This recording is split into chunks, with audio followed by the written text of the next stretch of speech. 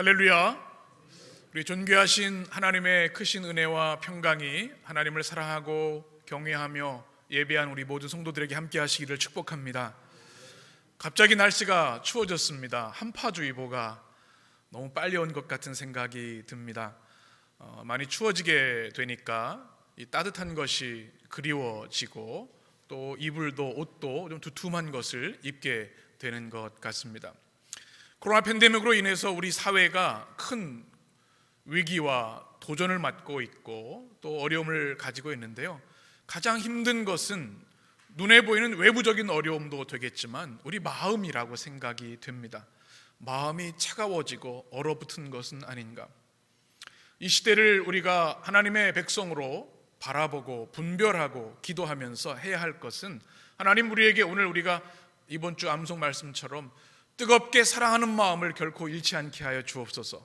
우리의 기도가 되어야 될 줄 믿습니다.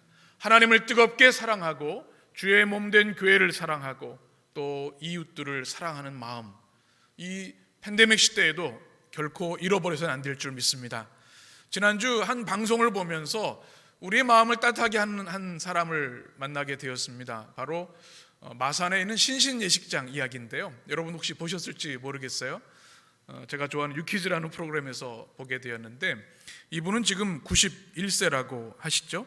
50년간 1만 4천 쌍을 무료로 예식장을 대여해주고 또 결혼식을 할 수 있도록 그런 일을 하셨다 그래요.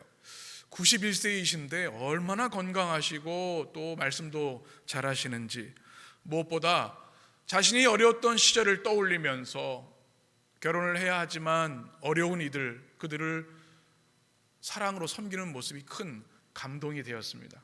끝까지 사명 다는다까지 하겠다고 하는 그의 고백이 큰 감동이 되었습니다. 그렇구나. 이 차가운 시대, 얼어붙은 시대에 이렇게 사랑이 깊은 사람들이 있구나. 우리는 팬데믹을 경험하면서 우리의 인생에 대해서, 우리 인생이 과연 무엇을 향해 가고 있고 우리 인생이 과연 어떤 가치를 추구해야 되는지 더 깊이 묵상할 필요가 있다고 생각이 됩니다. 생명의 주관자이신 하나님께서 우리를 부르시는 그날까지 무엇을 위해 살아갈 것인가. 우리 그 신신예식장을 보면서 이것이 우리 이 시대 그리스도인들의 모습이 되면 좋겠다, 그런 마음을 갖게 되었습니다. 우리의 본분에 대해서 잠언은 이렇게 말씀합니다. 우리 전도서는 이렇게 말씀합니다. 같이 읽겠습니다. 일의 결국을 다 들었으니 하나님을 경외하고 그의 명령을 지킬지어다. 이것이 모든 사람의 본분이니라. 하나님은 모든 행위와 모든 은밀한 일을 선악간에 심판하시리라. 아멘. 인간의 본분이 무엇입니까? 하나님을 경외하고 그 말씀에 순종하는 것. 하나님을 사랑하라, 이웃을 사랑하는 말씀에 순종하는 것이죠. 여러분의 삶에 이 뜨거운 사랑이 깊이 자리 잡게 되시기를, 이 가을에, 이 겨울을 준비하는 계절에 여러분에게 깊이 새겨지기를 간절히 축복합니다. 위기가 닥치게 되면 사람들은 당황하게 되고 두려움을 갖게 되는데요, 그래서 우리 마음속 깊은 곳에서 한 가지 바램들이 생깁니다. 누군가 강한 사람들이 나를 좀 도와줬으면. 그래서 이 어려운 시대를 반영하는 것처럼 사람들이 요즘은 강력한 사람들을 많이 갈망하는 것 같습니다. 스트롱맨을 사모하는 시대가 됐고요, 영화나 이런 주제도 보면 슈퍼히어로물들이 얼마나 많은지 몰라요. 이 위기 상황을 누가 좀 구해줬으면 좋겠다, 그런 바람이겠죠. 얼마 전에 강철부대라는 프로그램이 또 인기를 끌기도 했습니다. 세상에는 이 똑같은 어려움을 경험하지만 그것을 함께 힘을 모아 이겨내는 공동체가 있는데요, 그것이 스포츠에서도 잘 보여집니다. 제가 축구를 좋아하다 보니까 유럽 축구들을 가끔 이제 소식을 볼 때인데요, 명문 팀들이 있어요. 사진을 몇 장 준비했는데 언제 들어도 강력한 팀들, 맨체스터 유나이티드, 우리 박지성 선수가 뛰었던 팀도 있고요, 또 바이에른 뮌헨도 있고, 이 팀들이 역사를 지나면서 강팀을 유지하는 이유가 있어요. 물론 이제 자본의 힘도 있겠고 탁월한 선수들의 기술도 있겠지만 그 팀이 하나 되어서 어려움을 이겨내는 겁니다. 특별히 우리나라 강팀들을 기억하시죠? 우리 한국 양궁은 정말 세계 최고 강팀이지 않습니까? 위기들을 함께 이겨내요. 또 여성 골퍼들이 얼마나 세계를 제패하는지 참 큰 위안이 되는 것을 우리는 경험하게 됩니다. 이 아름다운 명문 팀들, 강력한 팀들은요, 공통점이 있어요. 한 마음이 되어서 함께 고난도 이겨내고 역경도 이겨내면서 그 실력을 발휘한다는 것이죠. 저는 이 시대를 보면서 하나님이 이 땅에 교회를 주신 하나님의 섭리와 계획을 깨닫게 됩니다. 이 세상에 많은 강팀들이 있고 명문팀이 있지만 그것과 비교할 수 없는 가장 아름답고 강력한 팀이 있어요. 무엇일까요? 바로 에베소서의 주제인 주님의 교회입니다. 아멘이십니까? 교회는 하나님이 친히 만드신 기관입니다. 창세전에 사람들을 택하셔서 하나님의 때가 찬 경륜에 따라 그리스도의 속량하심을 인해 구원받게 하시고 때에 따라 주님의 교회로 부르셔서 만드신 하나님의 드림팀, 그것이 바로 교회이기 때문에 그래요. 우리 한 사람 한 사람은 부족할 수 있습니다. 그러나 그리스도 안에서 교회로 부름받은 공동체는 세상 그 어떤 공동체와 비교할 수 없는 강력한 공동체라는 사실입니다. 죽은 영혼을 살리는 공동체가 세상에 어디 있습니까? 버림받고 외롭고 슬퍼하는 사람들을 치유하고 위로하는 공동체가 세상에 어디 있습니까? 하나님의 말씀과 권능으로 영혼을 깨우고 하나님의 백성으로 만들어가는 훈련 공동체가 이 세상에 어디 있습니까? 진정한 소망과 진리를 가르치는 공동체가 어디 있습니까? 그러하기에 주님의 교회는 가장 아름답고 강력한 팀인 줄 믿습니다. 교회는 역사를 통해서 이것을 증명해 왔습니다. 1세기에도 2차례 팬데믹이 있었습니다. 근데 역사의 자료를 보면, 사진을 보면요, 모두가 병에 걸린 사람들을 버리고 또 낙심하고 절망했던 그때 1세기 그리스도인들은 그리스도의 뜨거운 사랑으로 그들을 치료하고 회복시켰습니다. 중세도 마찬가지입니다. 마틴 루터의 그 기록들을 보게 되면 그 흑사병이 돌았을 때도 그리스도의 사람들은 그 상처와 아픔의 자리에 들어가서 사랑으로 치유했던 역사들을 가지고 있습니다. 이 시대의 교회도 바로 교회의 본질이 무엇이고 교회의 아름다움이 무엇인지, 복음의 힘이 무엇인지를 보여주는 교회가 되어야 할 줄 믿습니다. 그렇습니다. 교회는 본래 승리의 공동체, 감동을 주는 공동체, 실패를 다시 성공으로 바꾸는 공동체인 줄 믿습니다. 왜 그런가 하면 교회는 하나님이 붙들고 계신 공동체이기 때문에 그렇습니다. 아멘이시죠? 뿐만 아니라 하나님의 크신 능력이 지금도 역사하는 공동체가 교회입니다. 사도 바울은 이것을 선명히 알았습니다. 그는 비록 지금 감옥에 갇혀 있고요, 순교가 얼마 남지 않았어요. 그럼에도 불구하고 그는 그의 감옥이 하나님을 만나는 뜨거운 성전이 되었고 그의 개인 기도실이 되었습니다. 교회 밖에 있는 고난받고 핍박받는 에베소 교회를 향해서 뜨겁게 기도했습니다. 3가지죠. 무엇입니까? 하나님, 그들이 하나님을 알게 하여 주시옵소서. 성도로 부르신 그 소망을 알게 하여 주옵소서. 그 기업의 영광의 풍성함을 알게 하여 주옵소서. 그리고 3번째 기도가 지난주에 나눈 것이 무엇입니까? 하나님의 크신 능력이 무엇인지 알게 하여 주옵소서. 그렇게 되기만 한다면 비록 핍박을 받고 환난을 당하지만 쓰러지지 않고 견고히 세워질 수 있기 때문에 바울은 감옥에서 뜨겁게 교회를 위해 기도했습니다. 여러분 그렇게 기도하고 계시죠? 그러면 하나님의 크신 능력이 과연 무엇인가? 이것을 우리가 알아야 되는데 오늘 말씀이 바로 그 내용들을 조목조목 가르쳐주고 있습니다. 복음의 핵심이라고 할 수 있겠죠. 하나님의 능력이 하나님이십니다. 온 우주의 창조자이십니다. 보이는 것과 보이지 않는 것을 다스리시고 통치하는 하나님, 많은 기적과 이적으로 역사하시는 권능의 하나님, 그 권능을 우리가 측량할 수 없고 헤아릴 수 없지요. 그런데 주님의 강력한 권능을 가장 우리에게 선명해 보여주신 사건이 있습니다. 그것이 뭘까요? 바로 예수 그리스도의 생애와 사역 속에 하나님의 크신 능력이 무엇인지를 너무나 강력하게 보여주고 있습니다. 오늘 말씀 19절 20절의 말씀을 보면 능력이라는 단어들이 계속 나오고 있습니다. 그의 힘의 위력으로 역사하심을 따라 우리에게 베푸신 무엇이요? 능력의 지극히 크심이 어떠한 것을 너희로 알게 하시기를 구하노라. 20절 같이 그의 능력이 그리스도 안에서 역사하사 죽은 자들 가운데서 다시 살리시고 하늘에서 자기의 오른편에 앉히사. 아멘. 이 능력이라는 헬라어가 계속 나오는데요, 힘, 이스크스라는 단어, 또 위력이라는 단어, 크라토스라는 단어가 또 나옵니다. 또 우리가 잘 알고 있는 듀나미스라는 단어가 또 나오고요. 오늘 20절에는 그의 능력이 그리스도 안에 역사하사, 그래서 능력이 크라토스라는 단어, 힘, 위대한 권능이라는 단어가 나옵니다. 힘이 어떻게 해요? 역사한다. 헬라어로는 에네르게오라고 하는 단어입니다. 우리가 잘 알고 있는 영어지 에너지의 어원입니다. 하나님은 온 인류와 우주의 존재의 근원이시고 힘의 원천이실 뿐만 아니라 모든 것을 움직이는 동인이라는 말씀입니다. 하나님이 에네르게오, 힘을 주셔야 만물이 움직일 수 있는 거예요.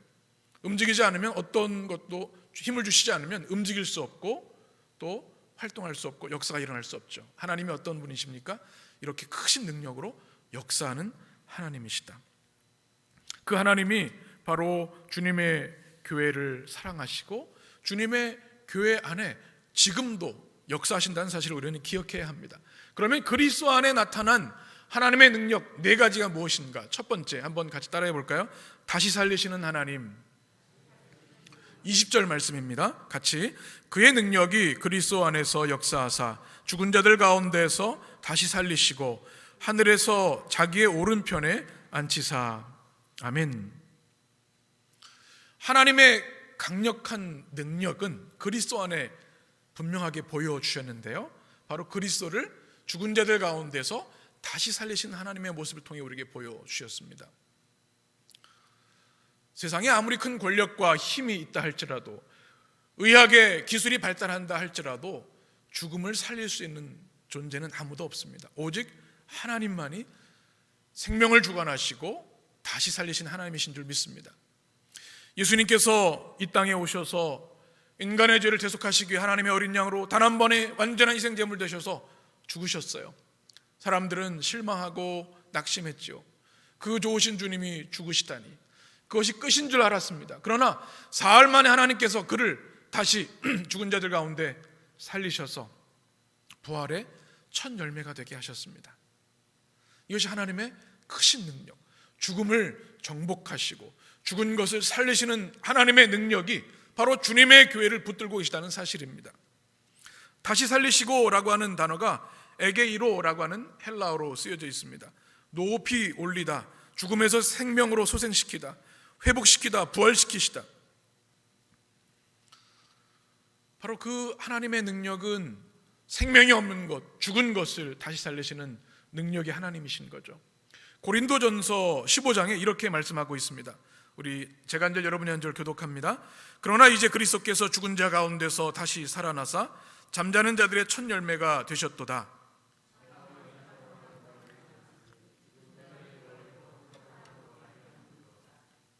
우리 22절 같이 읽습니다. 아담 안에서 모든 사람이 죽은 것 같이 그리스도 안에서 모든 사람이 삶을 얻으리라. 아멘. 어떻게 해요? 그리스도 안에서 새 삶을 얻게 됩니다. 우리가 주님을 영접하고 주님을 믿고 세례받는 순간 하나님은 우리에게 부활의 생명, 부활의 능력을 부어주셨다는 겁니다. 예수님의 부활은 부활의 예고편과 같고 우리를 향한 부활의 승리의 확증이라는 말씀입니다. 그러니 그 능력의 하나님이 예수님에만 역사하는 것이 아니라 그리스도를 믿는 모든 성도들에게 다시 살리시는 능력이 지금도 역사하고 있다는 사실입니다. 우리를 실망케 하고 낙심케 하는 것들이 참 많습니다. 질병이 그렇고요, 또 사람 관계의 깨어짐도 있고 경제적인 어려움도 그렇게 우리를 위협합니다. 그러나 우리를 가장 고통스럽게 하고 절망하게 하는 것은 죽음이죠. 죽음을 해결하는 사람은 그 누구도 없습니다. 역사상 어떤 왕도, 어떤 장군도, 어떤 세계 최고의 지도자도 오직 하나님께서 예수 그리스도를 통해 죽음을 정복하신 사건 외에는 다시 사시는 역사는 있을 수 없는 거죠. 그 능력의 하나님이 우리와 함께 하십니다. 바울은 이것을 알아서 고린도전서 15장에서 이렇게 고백합니다. 우리의 고백으로 같이 우리 한 목소리로 읽겠습니다. 사망아 너의 승리가 어디 있느냐? 사망아 내가 쏘는 것이 어디 있느냐? 사망이 쏘는 것은 죄의 권능은 율법이라. 우리 주 예수 그리스도로 말미암아 우리에게 승리를 주신 하나님께 감사하노니 그러므로 내 사랑하는 형제들아 견실하며 흔들리지 말고 항상 주의 열 일에 더욱 힘쓰는 자들이 되라. 이는 너희 수고가 주 안에 헛되지 않은 줄 알미라. 아멘. 여러분, 이 바울의 눈빛이 느껴지십니까? 누가 죽음에 대해서 이렇게 자신만만하게 말할 수 있을까요?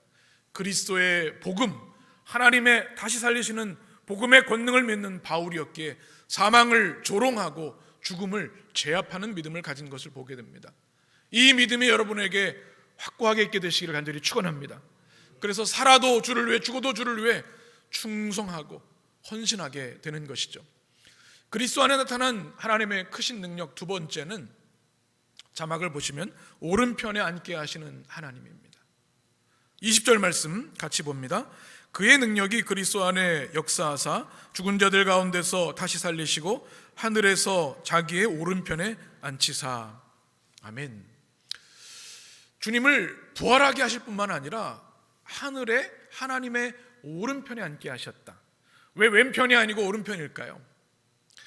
예전에는 왼손잡이 하면 막 걱정하셔가지고 오른손 쓰게 막 혼내기도 부모님 하셨던 기억이 나요. 지금은 왼손잡이들이 더 창조적이고 또 여러 예술적 재능이 있다고 하죠.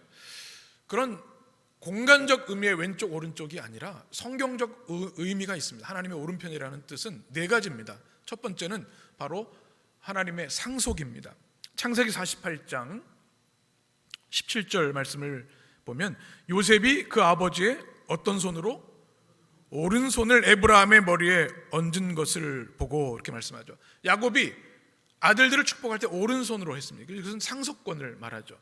두 번째는 출애굽기 15장 주권적인 하나님의 능력을 말합니다. 우리 11절 12절 같이 읽습니다. 여호와여 신 중에 주와 같은 자가 누구이니까? 주와 같이 거룩함으로 영광스러우며 찬송할 만한 위엄이 있으며 기이한 일을 행하는 자가 누구니까? 주께서 오른손을 드신즉 땅이 그들을 삼켰나이다. 아멘. 모세의 노래죠. 하나님의 오른손은 하나님의 주권적인 능력을 말합니다. 세 번째는 시편 20편 6절입니다. 여호와께서 자기에게 기름 부은 자를 구원하시는 줄 이제 내가 아노니 그의 어떤 손? 오른손에 구원하는 힘으로 라고 말씀하고 있죠. 주님의 오른손이 구원의 능력이 있다는 말씀이죠. 마지막으로 요한계시록 2장 1절에 보게 되면 하나님의 통치를 말합니다. 우리 같이 읽습니다. 에베소 교회의 사자에게 편지하라. 오른손에 있는 7뼈를 붙잡고 7 금촛대 사이를 거니시는 이가 이르시되. 아멘. 여기서 7별은 소아시아의 초대교회 7교회를 말하죠. 그거를 붙들고 계시면 하나님이 교회를 통치하신다는 말씀입니다. 상속, 주권, 구원의 능력과 통치권, 그것이 하나님의 오른편에 있다는 것인데, 그렇게 처참하게 십자가에 죽으시고 고통당하신 주님께서 부활하셔서 그 영광의 자리, 권능의 자리에 앉게 하셨다는 말씀입니다. 그렇습니다. 하나님은 능력을 주시는 하나님이십니다. 여러분 아멘이십니까? 우리가 세상을 살아갈 때 꼭 필요한 게 힘입니다. 힘이 있어야 돼요. 우리가 힘이 있어야 아침에 침대에서 일어나죠. 여러분 힘이 없고 어디 다치면요, 양치질하는 것도 힘들어요. 머리 감는 게 기적입니다. 힘이 있어야 하루를 살아낼 수 있는 것이죠. 육체의 힘이 필요합니다. 믿음의 힘이 있어야 합니다. 이 어려울 때를 믿음으로 이기려면 믿음의 힘이 있어야 되죠. 말씀과 기도의 힘이 있어야 돼요. 사랑의 힘이 있어야 돼요. 힘이 있어야만 우리에게 주신 이 삶을 영위해 나갈 수 있는 것이죠. 그래서 우리가 꼭 기도해야 할 것이 있어요. 뭘까요? 매일 우리의 기도, 저의 기도인데요, 하나님 오늘도 감당할 힘을 주시옵소서. 사랑할 힘을 주시고 또 말씀을 전할 힘을 주시고 섬길 수 있는 힘을 주시고, 이 힘을 구하는 기도가 우리에게 꼭 있어야 돼요. 제가 늘 우리 장로님과는 기도하실 때 설교 전에 늘 하는 기도가 있어요. 성령님 말씀 가운데 힘 주시고 역사해 주세요. 베네 크레아토르 스피리투스, 제가 여러분 말씀했죠.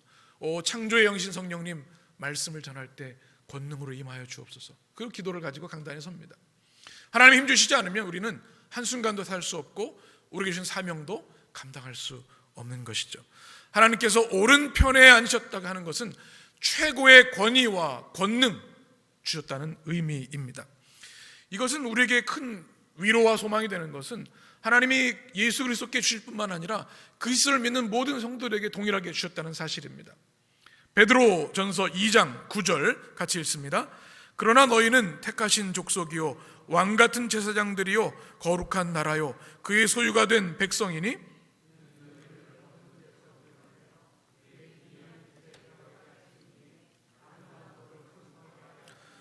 너희가 전에는 백성이 아니더니 이제는 하나님의 백성이요. 아멘이시죠? 누구의 백성입니까? 하나님의 백성, 왕같은 제사장, 거룩한 나라, 하나님의 소유된 백성이기 때문에 우리에겐 하나님 백성의 권위와 권세가 있는 거죠. 하나님의 오른편에 앉게 하시는 그 은혜를 우리에게 부어주셨어요.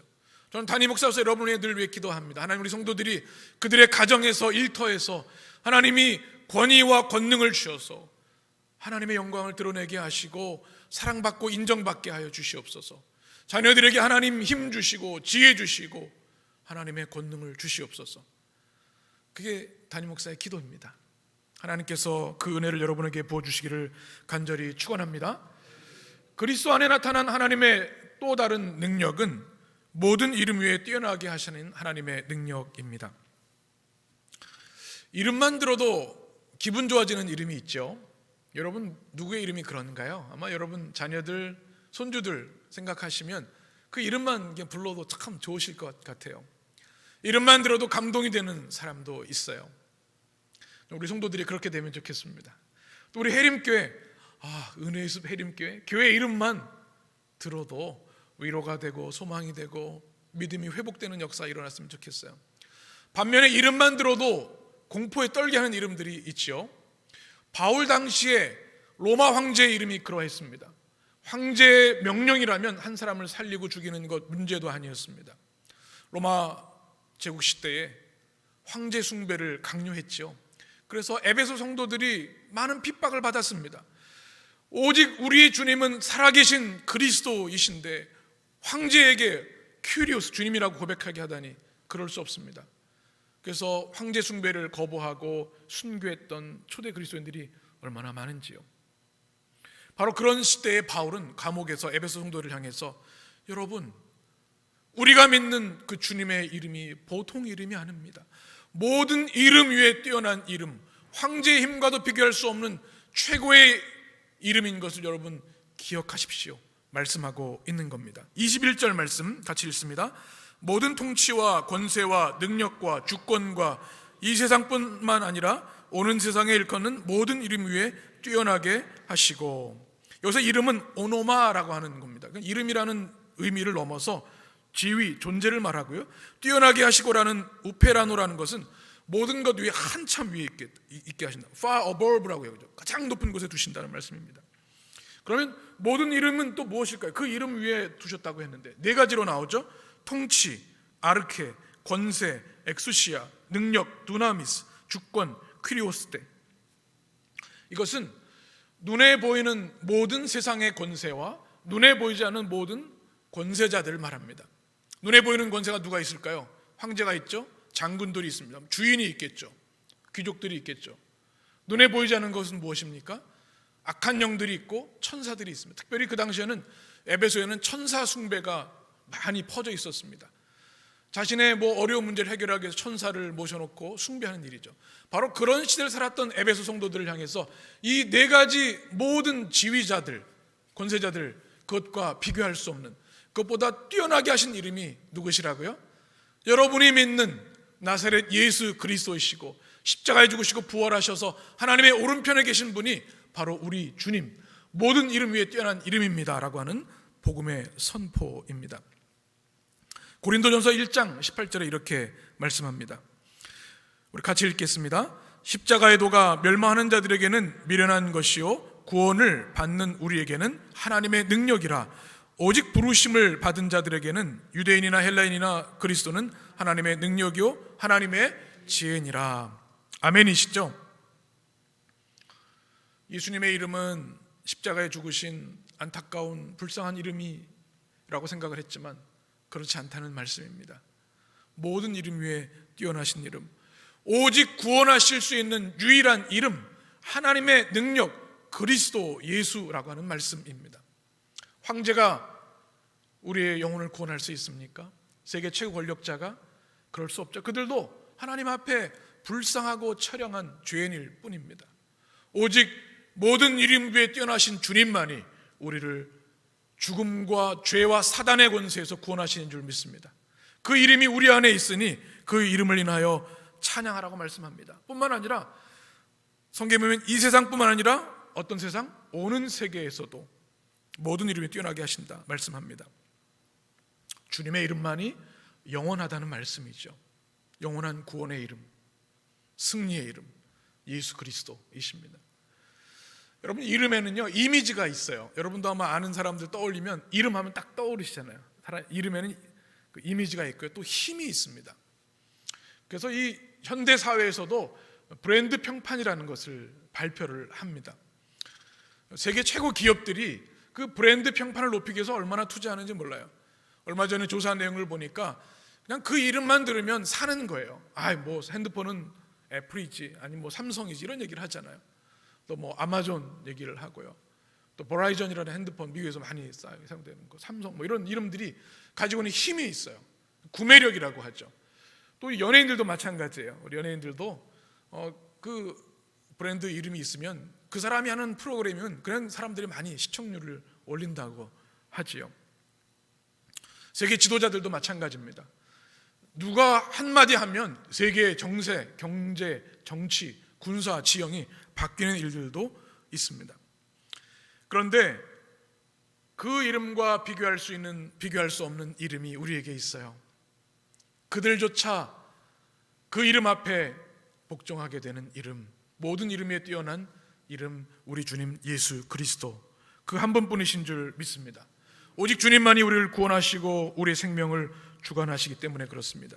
그 이름을 믿고 의지하는 자는 주님이 보호하시고 친히 인도해 주십니다. 여러분, 이 팬데믹 시대에 예수님의 이름을 많이 부르시기 바라요. 여러분 자녀들 이름 부를 때 누구야 하시잖아요. 그런 것처럼 주님, 예수님, 여러분 기도하실 때, 찬양할 때 그 이름을 높이고 사랑하고 더 많이 그 이름을 송축하는 여러분 되셨으면 좋겠어요. 그 이름에 권세가 있기 때문에, 모든 이름 위에 뛰어난 능력이 있기 때문에 그 이름이 들려지는 곳에 사단이 도망갑니다. 어둠이 물러갑니다. 그 이름이 불려지는 곳에 하나님이 임재하시고 성삼일체 하나님께서 우리의 기도를 들으시고 역사하십니다.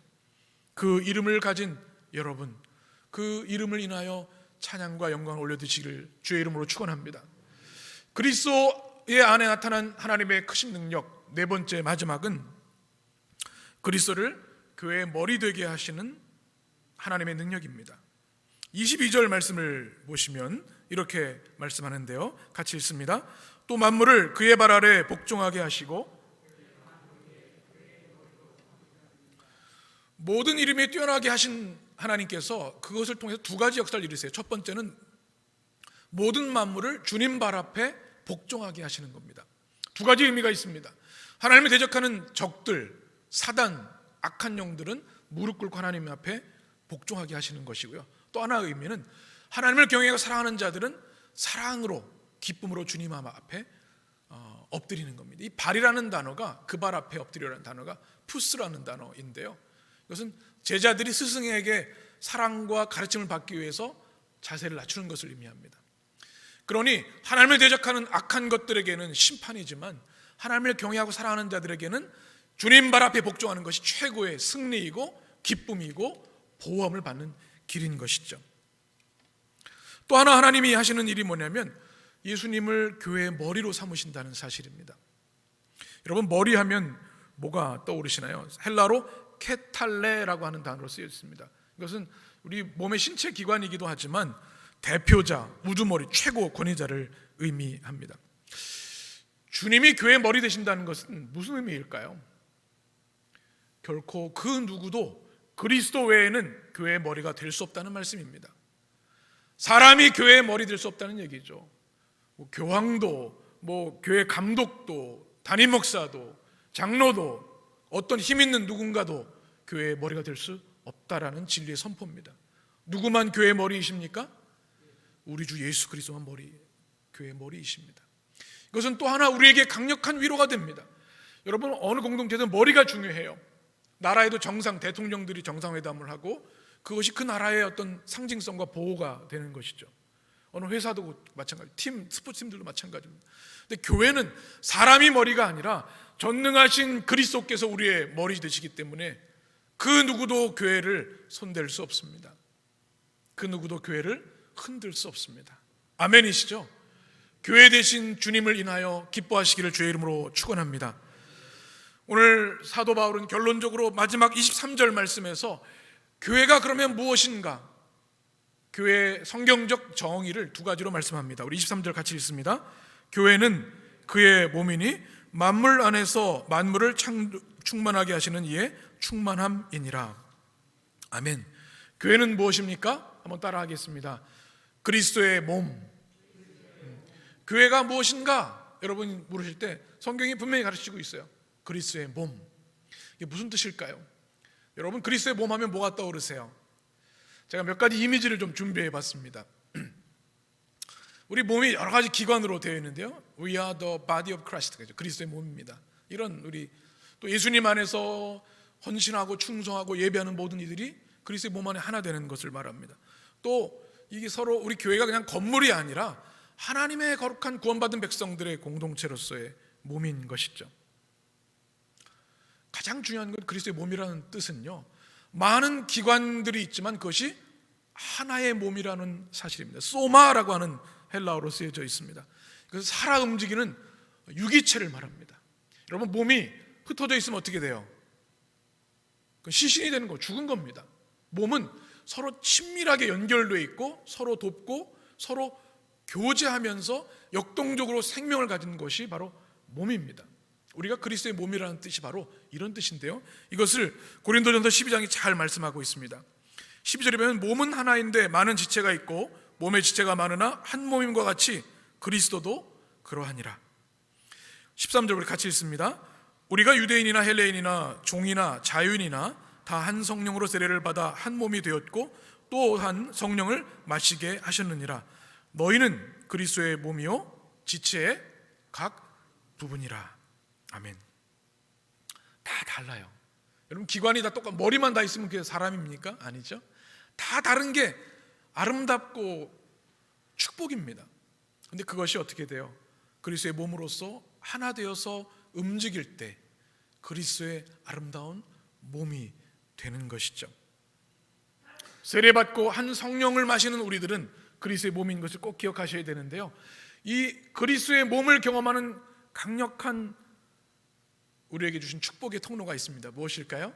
성찬입니다. 성찬식. 제가 가장 안타까운 것이 팬데믹 시대에 성찬을 못하는 것인데요, 이제 회복되면 은혜의 성찬을 사모합니다. 성찬을 보면 떡과 포도주가 있어요. 제가 성찬을 여러분에게 드릴 때 뭐라고 얘기하냐면 이것은 그리스도의 몸입니다. 그렇죠? Body of Christ given for you, 이렇게 얘기를 합니다. 이게 여러분을 위한 몸이란, 이 양식이 영생의 양식이고 생명의 양식으로 우리가 받아요. 무슨 뜻일까요? 우리가 그리스도 안에서 한 생명, 한 가족이 되었다는 겁니다. 또 그리스도의 생명이 우리에게 임하여서 부활과 영생의 승리를 쉼을 성찬을 통해 경험하는 것이죠. 또 한 가지, 우리가 그리스도의 몸이라고 하는 것은 중요한 의미를 가지고 있습니다. 여러분, 옆에 있는 분 한번 생각해 보시고 바라보시기 바라요. 옆에 있는 분이 주님의 지체예요. 몸이에요. 가장 거룩하고 존귀한 주님의 몸이라는 사실입니다. 교회를 구성하는 한 사람 한 사람 누구 하나 차별하고 멸시하는 것이 아니라 그리스도의 몸이기 때문에, 성체, 거룩한 몸이기 때문에 존귀 여기고 사랑해야 된다는 의미를 가지고 있습니다.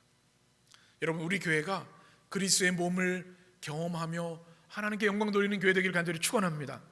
또 교회에 대한 두 번째 성경적 정의는 무엇입니까?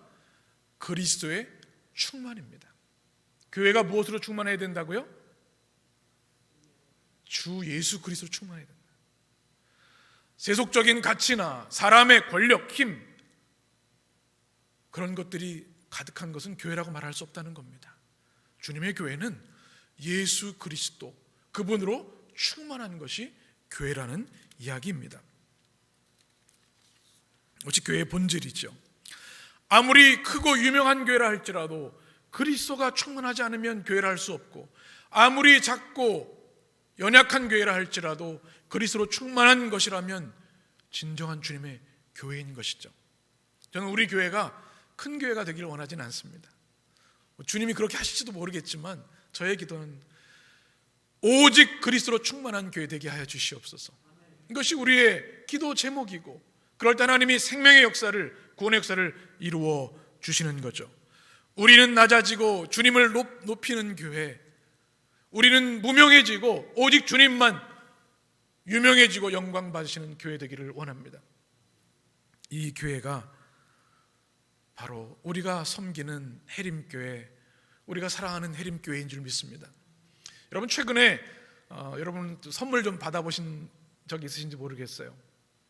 서로 선물 주고받지 않으시는 것 같은 표정인데, 선물을 이 어려울 때 선물과 응원이 필요합니다. 작은 것들이면 좋아요. 제가 자랑을 하나 하고 싶은데요, 제가 작년 크리스마스 때 선물을 하나 받았습니다. 가장 소중한 선물인데요, 사진을 제가 지금 가지고 나왔는데요, 저희 그 중3짜리 아들이 작년 크리스마스 때 학교에서 숙제로 만든 것 같아요. 과자를 만들어 가지고 이름을 썼는데 뭐라고 썼냐면, 내년도 목회 잘 되도록 기도할게요. 중학교 2학년 이렇게 선물 준 거예요. 얼마나, 제가 지금 사무실에 제가 지금 가지고 있어요. 그래서 선물 줬으니까 반은 먹고 이게 다 먹으면 없어지니까 남겨놓은 거예요. 그래서 제가 평생 보물하려고 그래요. 내년도 목회 잘 되길 기도할게요. 이 어린 녀석이도 그런 기도를 하니까 얼마나 위로가 되는지. 코로나 팬데믹에 목회하는 거 참 어렵지 않습니까? 근데 그 작은 이게 몇천 원 안 될 거예요. 얼마나 위로가 되는지. 여러분, 우리 성도들도 그렇고 우리 가족들도 그렇고 작은 마음이 담긴 선물들을 좀 많이 하면 좋겠어요. 아멘이 없으시네. 다 나만 잘 먹고 잘 살길 일단 굳게 다짐하시는 것 같은 느낌인데요, 이 작은 빵 한 조각, 쿠키, 사탕, 커피, 이런 것도 하나가 굉장히 큰 힘을 줍니다. 이 팬데믹 시대가 정말 위로와 응원이 필요한 시대가 됐어요. 그런데 하나님은요, 우리에게 선물 주시는 하나님이세요. 아멘이십니까? 우리가 얼마나 많은 선물을 주셨어요? 창세전에 우리를 택해 주시는 선물, 예수 그리스도의 속량하심을 주셨고 성령의 인치심을 주셨죠. 하늘에 속한 모든 신령한 복을 우리에게 주셨어요. 믿음 주셔서 낙심하지 않고 하나님 의지하며 사는 축복, 구원과 영생과 천국의 승리를 주셨어요. 그리고 주신 또 하나의 값지고 보배로운 선물, 그것은 바로 주님의 교회입니다. 아멘이십니까? 여러분, 교회를 귀히 여기시기 바랍니다. 그리스도의 몸이고 그리스도의 충만, 그리스도의 임재와 영광이 충만한 공동체가 세상 그 어디에 있습니까? 우리 인생은 때로 낙심하고 절망합니다. 때로 산산조각이 나는 것 같은 실망을 경험할 때도 있어요. 그때마다 주님은 십자가에서 보여주시는 것처럼 우리를 두 팔로 부르십니다. 내게로 오렴. 그리스도의 몸인 주님의 교회로 나오는 여러분 되시길 축복합니다. 주님이 우리의 눈물을 닦아주시고 상처를 치유해 주시고 우리에게 다시 힘 주셔서 하늘 소망, 부활 능력으로 하나님 나라를 위해 일하게 하시는 줄 믿습니다. 우리 하나님은 크신 능력으로 역사하신 하나님이십니다. 그 능력의 공동체 교회를 사랑하고 교회가 하나님의 뜻과 사명을 감당할 수 있도록 기도하며 주님의 그리스도의 몸으로서 교회로서 믿음 안에 충성하는 성도들 되시기를 주의 이름으로 축원합니다. 기도하겠습니다.